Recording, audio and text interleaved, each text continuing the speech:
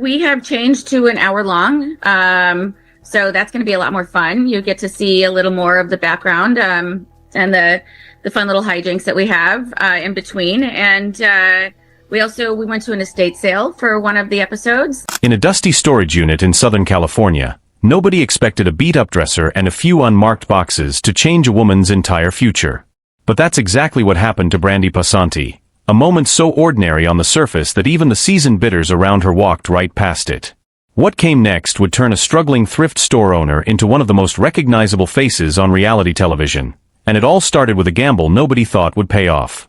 Long before A&E cameras ever pointed her way, Brandi Passante was simply trying to make ends meet. Born in Texas in 1980, her early years were far from easy.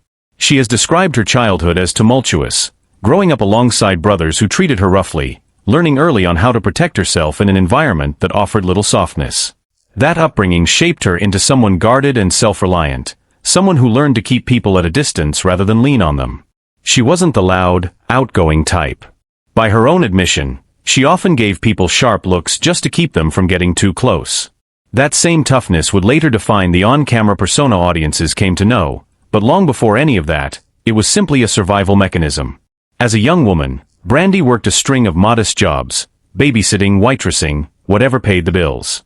When she became a mother at just 23, the financial pressure only intensified. Every unexpected expense carried real weight. There was no safety net, no fallback plan, just the daily work of making sure her children had what they needed. That kind of pressure doesn't simply disappear once success arrives. Brandi has spoken about how even after finding financial stability, that underlying anxiety about money never fully left her.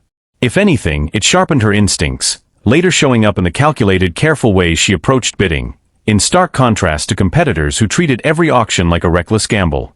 It was during this stretch of ordinary hustle that she crossed paths with Jared Schultz, a man managing a carpet cleaning business where Brandi had taken on work as an assistant.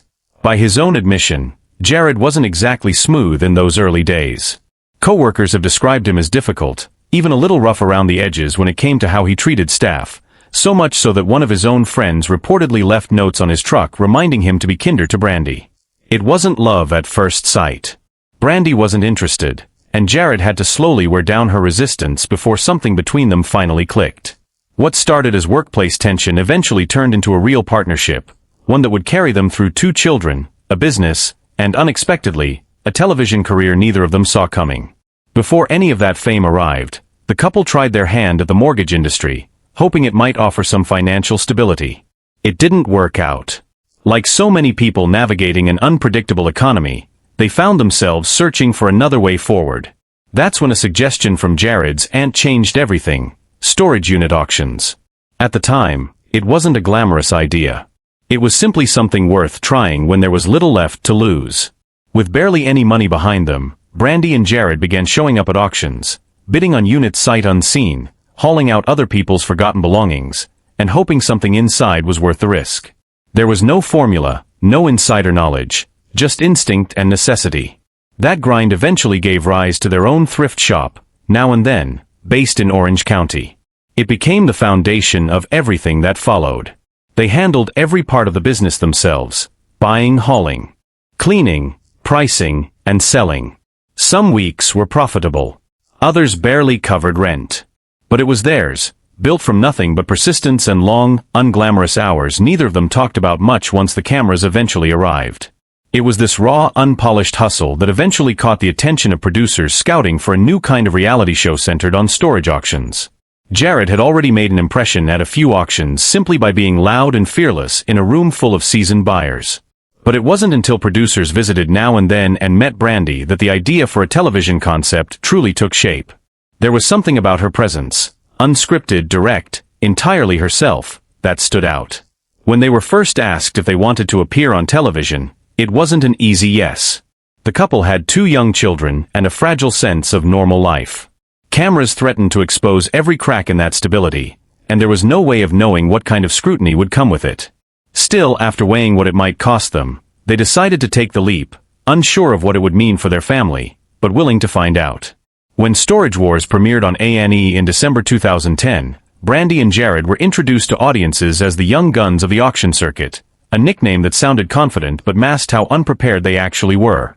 Unlike the show's more established bidders, they didn't have deep networks of buyers, insider knowledge of antiques, or years of auction strategy behind them. What they had was nerve, a camera crew watching their every move, and a willingness to learn in real time. Brandi has openly described those early days on set as brutal: long hours, no real breaks, and constant pressure to perform under a system that offered little room for hesitation. Producers wanted results fast: bid, win, clear the unit, sell what could be sold, and repeat, all while cameras captured every stumble along the way. It was chaotic and exhausting, nothing close to what either of them expected when they agreed to the show. There were moments they nearly walked away entirely. But quitting wasn't something Brandi was built for. Instead of backing down, she and Jared pushed forward, faking confidence until it became real, refusing to be dismissed on national television by bidders who clearly doubted they belonged. Then came the locker that changed everything. It looked unremarkable: an old dresser, a stack of dusty boxes, nothing that suggested value.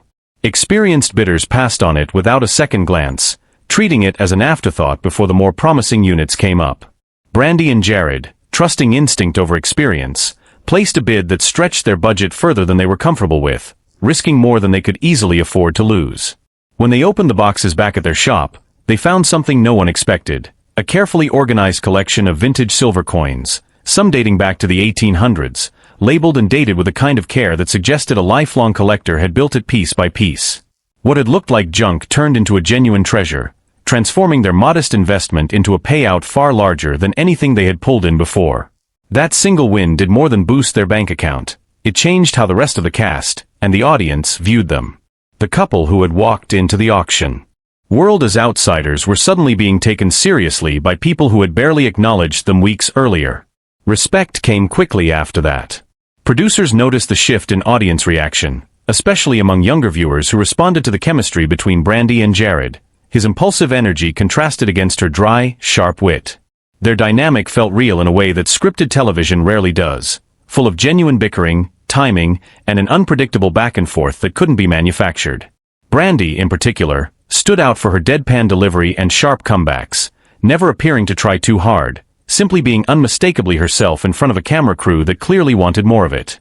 That authenticity carried real weight with viewers, and by the show's third episode, camera crews were spending noticeably more time following their storyline, sensing that audiences wanted to see where this unlikely pair would land next. The two moved from background players to central figures, eventually earning their own spin-off, Brandi and Jared, Married to the Job, a title that, in hindsight, feels almost prophetic given how tightly their personal and professional lives would remain intertwined for years to come. Success, however, didn't come without friction. Dave Hester, one of the show's most vocal and self-assured personalities, made no secret of his skepticism toward Brandi and Jared's rapid rise. To him, they represented exactly the kind of manufactured television drama he resented: outsiders getting attention he believed hadn't been earned through real auction expertise built over years in the business. Tensions escalated during an auction in Palm Springs, where a rumor began circulating that one of their units was contaminated with mold, seemingly intended to damage their reputation and tank the resale value of what they'd won. It didn't work.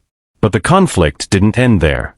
In 2012, Hester filed a lawsuit against A&E, alleging that the network manipulated outcomes by feeding certain cast members, including Brandi and Jared, advance information about valuable units before bidding even began. Rather than damaging their credibility, the lawsuit had the opposite effect. The network stood firmly behind them, expanded their screen time, and Hester found himself sidelined for a period of the show's run, a consequence he likely hadn't anticipated when he first went public with his accusations. What made that moment particularly powerful for Brandi was what came next: proof that she didn't need controversy or insider help to succeed on her own terms. In 2013, she placed a solo bid on a modest-looking locker in Long Beach, a purchase of $1,900 that initially seemed unremarkable compared to the units other bidders were chasing that day.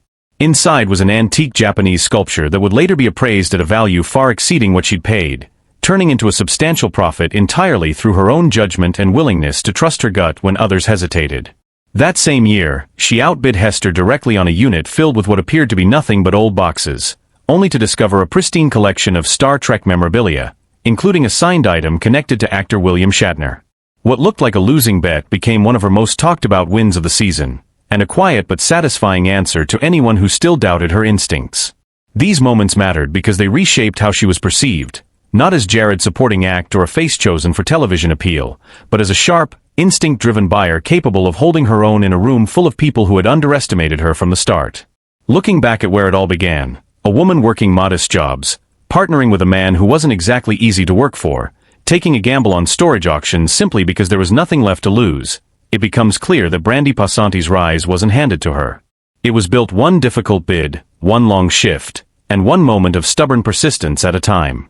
The coin locker win, the friction with Hester, the solo victories that followed, each one added another layer to a story that started far from any spotlight, shaped by a childhood that taught her early to expect very little and fight hard for whatever she got. What began as a survival strategy turned into a career that reshaped an entire genre of television, built not on polish or connections, but on instinct, grit, and the